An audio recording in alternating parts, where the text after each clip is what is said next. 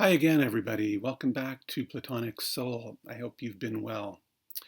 So, this episode, I'll be looking at this question of what philosophy is for. And I hope to eventually convince you, as this series progresses, that though this problem can seem kind of academic, it's intimately bound up with love and desire. How do I make sense of, or what do I do with the feelings inside of me, which are, of course, the themes of this series. And today we'll be looking about how Plato, in a way, pushes us to ask this question of what philosophy is for, and how this seems to leave us in a deep dilemma. But it's a dilemma that, as we'll eventually see, Plato himself has an answer for, an answer that is also about how you and I can lead fuller, more meaningful lives, can be happier and perhaps better human beings. So, why do I want to talk today about the point of philosophy? You might remember that last time I looked at how unconscious allegiances or assumptions can sort of haunt our thinking, looking specifically at the controversy over this Tübingen interpretation of Plato that I've been talking about for a few episodes now. And you'll remember the Tübingen interpretation is basically this idea that a teaching on the one and the many that doesn't really appear in his writings was actually the basis of Plato's philosophy, that he taught it behind closed doors at his academy, and that it works as a kind of key for unlocking a lot of otherwise puzzling things in his dialogues. And I talked last time about how I felt a lot of the animosity we saw in this debate could be traceable to the allegiances held by different scholars. Today I'll be naming those allegiances, or at any rate what I see as the main ones. One thing I mentioned last episode was this 1993 paper by Ian Miller, a University of Chicago professor who died in 2010.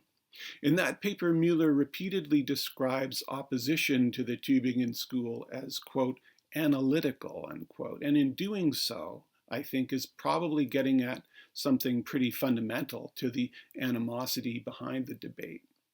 In my opinion, much of it is probably underlain by differences that manifested themselves in this split that we saw in the 20th century, with roots much earlier, of course, between continental and Anglo-American, or analytic, if you will, philosophy. And this split, I think, was in turn underlain by differences about something very close to these scholars' hearts. The very purpose, or maybe gift would be a better word, of philosophy. Because does philosophy even have a purpose? This is, and Aristotle in his Metaphysics says that it doesn't have a use. And that's what makes it so precious. But anyway, ultimately, that comes down to some of our most basic assumptions about life itself, this question of the purpose or gift of philosophy. One of, I think, perhaps the central point of difference between these two philosophical movements, and this was recognized by Bertrand Russell back in 1945, is that the continental movement instinctively seeks to build systems of thought, like these explanatory structures based on deduction from a single principle or set of principles. So, in other words, philosophy is basically a search for a principle or principles that would explain everything ultimately. But the analytic or Anglo-American tradition, at the risk perhaps of oversimplifying, takes the opposite approach. It arose out of a reaction against the philosophical systematizing that it saw in Hegel, and is, at least in a certain way, I think, radically skeptical. It rejects system building and instead focuses on what it is that makes an argument valid or not.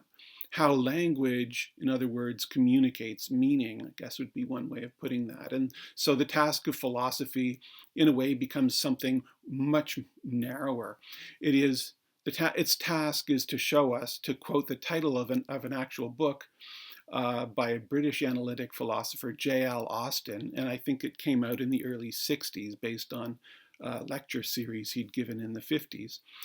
And that book is called How to Do Things with Words. So implicitly, that's the task of philosophy here.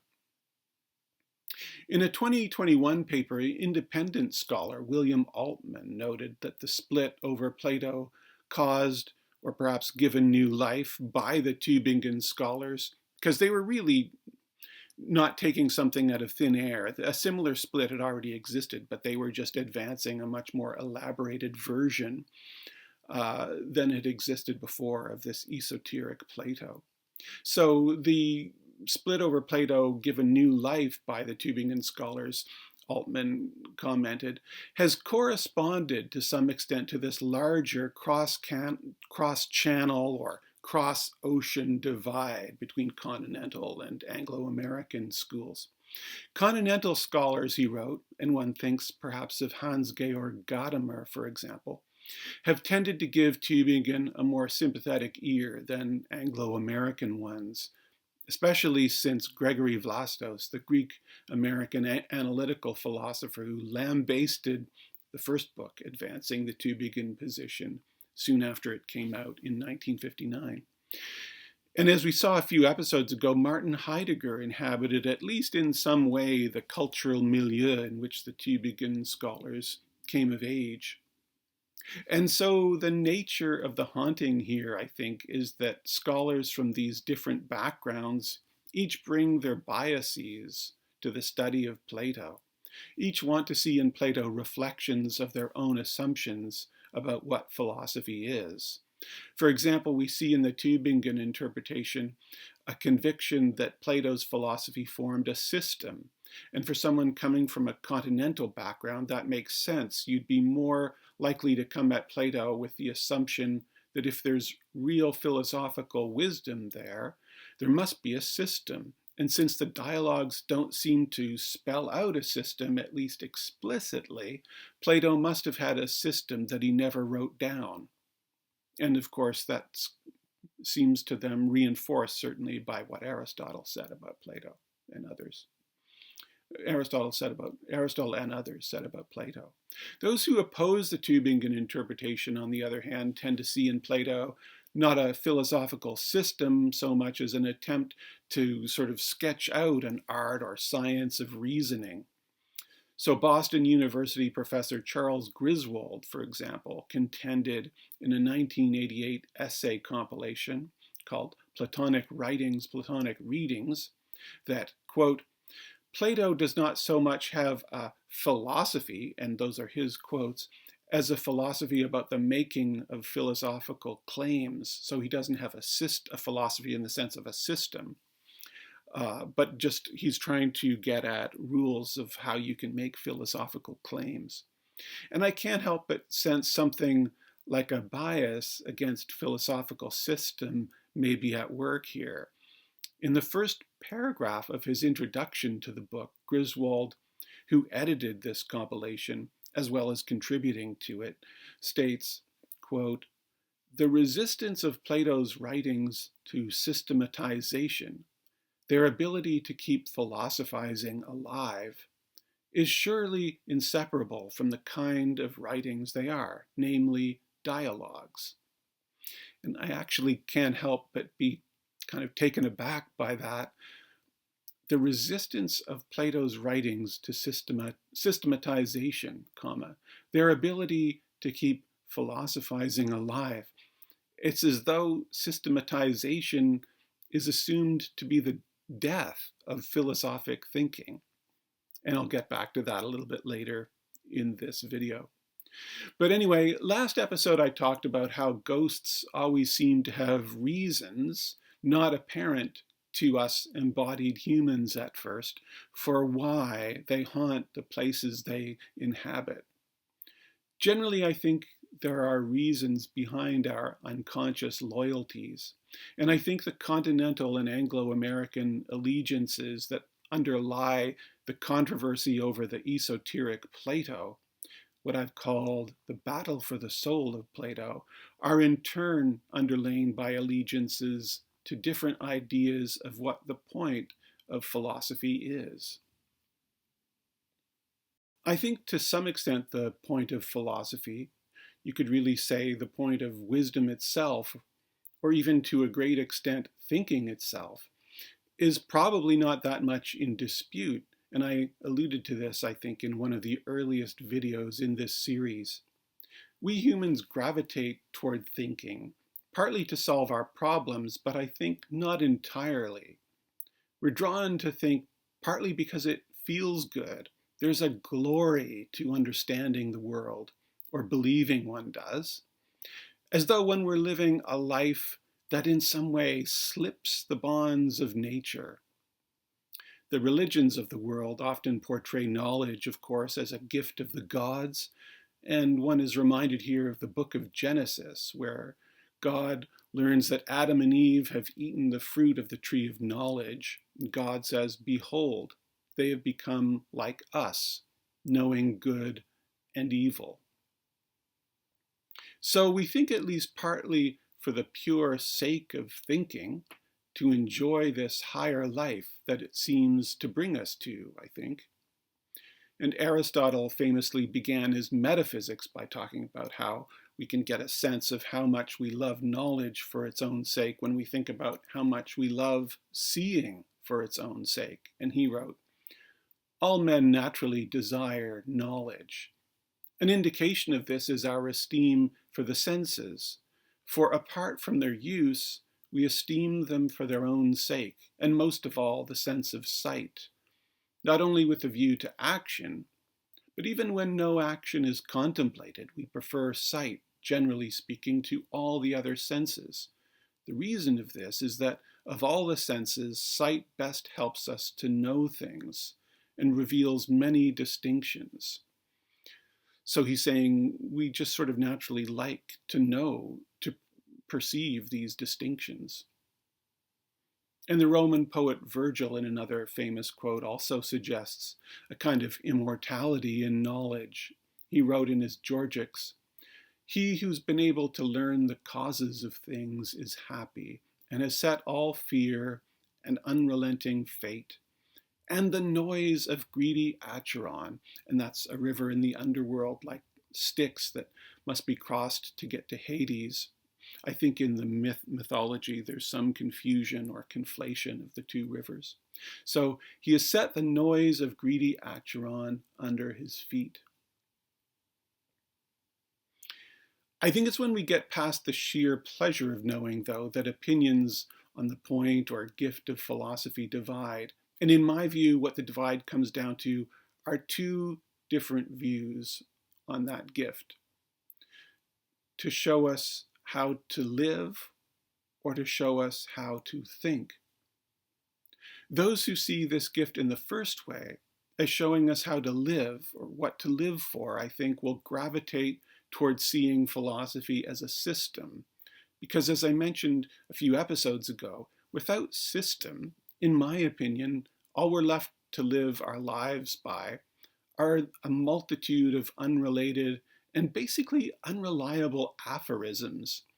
These quotes that we call inspirational, but that in their own way I think are actually kind of depressing when they're just pondered in isolation. I say unreliable because they're not grounded in anything.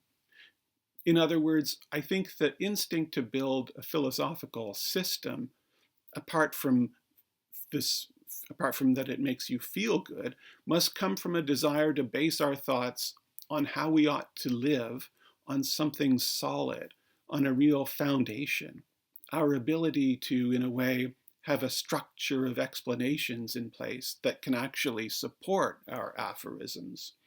And I think this is what really takes me aback about what the scholar Griswold said about philosophical system. I think that to some extent it's really system that brings philosophy to life, in the sense that it gives us hope as to how to lead our lives because it actually grounds our otherwise isolated thoughts in something. At the same time, though, I think there's something undeniable in what Griswold said, that there can be something There can be something deadening about philosophical system. Reality seems inherently too complex or perhaps too fluid to be explained by means of a single statable principle or set of principles, to correspond to a structure of ideas someone just made up. Really? This, in fact, seems the essence of dogmatism, forcing reality to fit our preconceived ideas. And so it's not hard to see why people would want to gravitate instead toward the idea of philosophy as the art of thinking, critical thinking, as they say in education these days, but on the most fundamental level, so that we can live a life closely attuned to the complexity of reality, reacting to it authentically, out of ourselves, without needing to commit ourselves to a framework of explanations borrowed from someone else, a framework of abstractions, and if you like, fictions, that is seen as, in a way, foisted on reality. So it's perhaps not hard to understand then why the academic controversy over Tübingen was so bitter. It stirred up these allegiances to seemingly radically opposed assumptions about the point of philosophy. Even, you might say, radically different assumptions about how we ought to live, how we ought to encounter or grapple with reality. I think these unconscious allegiances, moreover, can be easily reinforced among those of us who read Plato, simply because both ideas of philosophy come across so powerfully in his dialogues. Spurring people to think better by pointing out their false assumptions, teaching them critical thinking seems the very essence of the Socratic spirit. You don't have to read a lot of Plato to see it coming up again and again, of course. And we see that same questioning spirit of Socrates continue, I think, in Neoplatonism. I mentioned, for example, a couple episodes ago, Plotinus's biographer Porphyry, recalling that Plotinus encouraged questions, perhaps even to a fault, to the point that his classes ended up being filled, at least in Porphyry's view, with pointless chatter. At the same time, though, I think it's impossible to deny that there's a sense in Plato of a system at work.